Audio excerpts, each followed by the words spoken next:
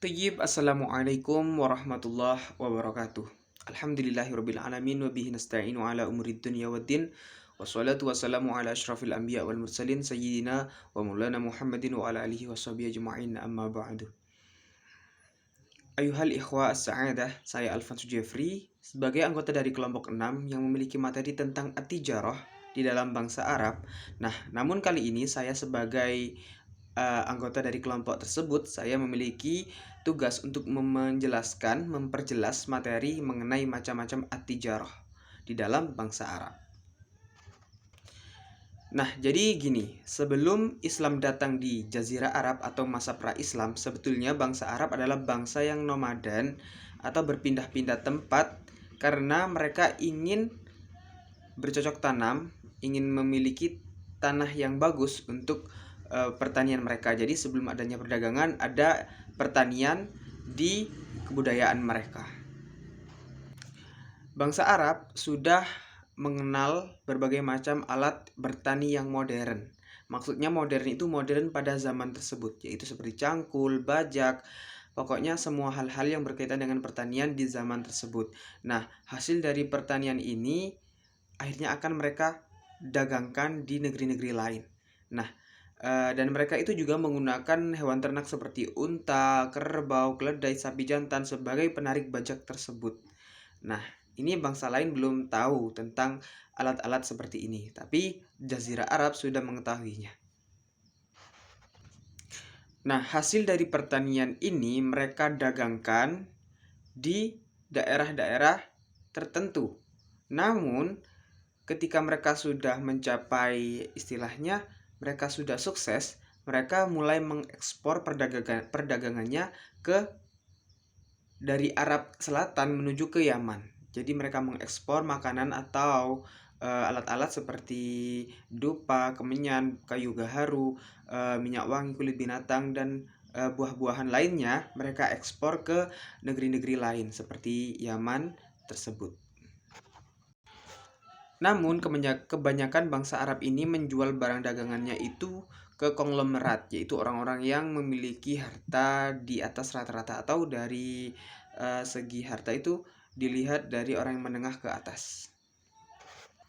Salah satu suku yang terkenal di dalam perdagangan adalah suku Quraisy, karena suku ini adalah suku yang dikenal dengan pedagang-pedagang yang tangguh, karena mereka sering mengadakan sebuah perjalanan perdagangan ke luar negeri dengan jumlah rombongan yang sangat besar. Hari ini dimaksudkan untuk keamanan baik ketika dalam perjalanan maupun setelah sampai di tempat tujuan, karena dulu banyak sekali perompak atau orang-orang yang ingin merebut hasil dari perdagangan tersebut di tengah perjalanan.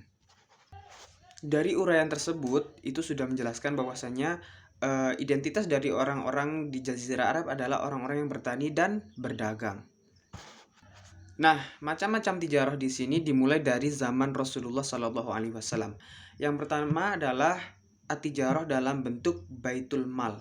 Artinya Rasulullah ini adalah orang yang pertama kali mendirikan baitul mal pada masa pra-Islam. Jadi kegiatan ini digunakan untuk mentransportasikan yang berhubungan dengan ekonomi yang tidak teratur. Kan dulu itu sebetulnya tidak teratur memang perdagangannya. Tapi setelah adanya Rasulullah didirikanlah baitul mal ini agar perekonomian itu teratur dan tidak terjadi di sembarang tempat.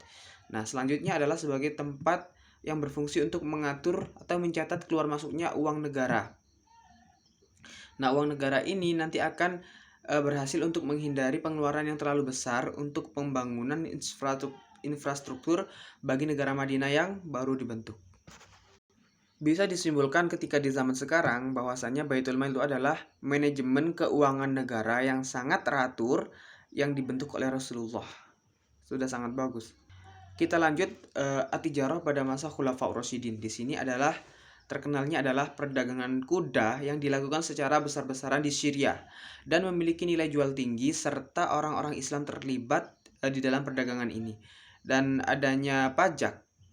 Jadi di sana ada perdagangan kuda secara besar-besaran dan diadakan sebuah pajak yang dilakukan dengan menetapkan pembayaran zakat yang diwajibkan kepada orang-orang Islam dan pajak yang diwajibkan kepada orang-orang kafir dhimmi dan kafir harbi.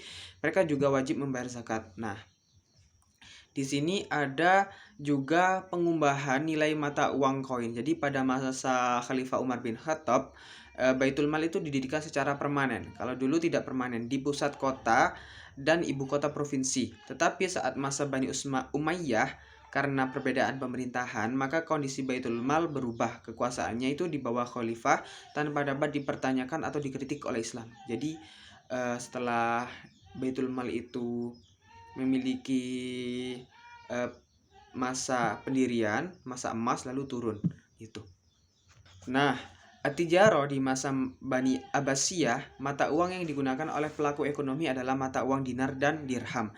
Dinar emas oleh para pedagang di wilayah sebelah barat atau Bizantium, dan dirham perak oleh para pedagang di wilayah timur atau Sasania. Itulah tadi macam-macam atijaroh dalam bangsa Arab. Jadi dibagi tiga. Kesimpulannya, di masa Rasulullah adalah Baitul Mal, di masa Khulafaur Rasyidin di sana ada penetapan Baitul Mal sebagai penetapan Baitul Mal untuk dipusatkan di ibu kota dan ibu kota provinsi. Lalu di masa Bani Abbasiyah ada penetapan mata uang sebagai mata perdagangan atau mata uang ekonomi di negeri Arab tersebut. Nah, dari sana sendiri kita bisa menyimpulkan bahwasanya bangsa Arab itu adalah bangsa yang sebetulnya sudah sangat modern sejak awal dibanding bangsa-bangsa lain, karena di sana sudah mengenai alat-alat modern di dalam bertani, dan di dalam perdagangannya mereka sudah berani mengekspor ke negeri lain. Nah, mungkin itu saja yang dapat saya jelaskan di dalam video ini. Apabila ada materi yang kurang jelas, kami mohon maaf. Semoga menjadi ilmu yang bermanfaat. Ihdinas siratal mustaqim. Wassalamualaikum warahmatullahi wabarakatuh.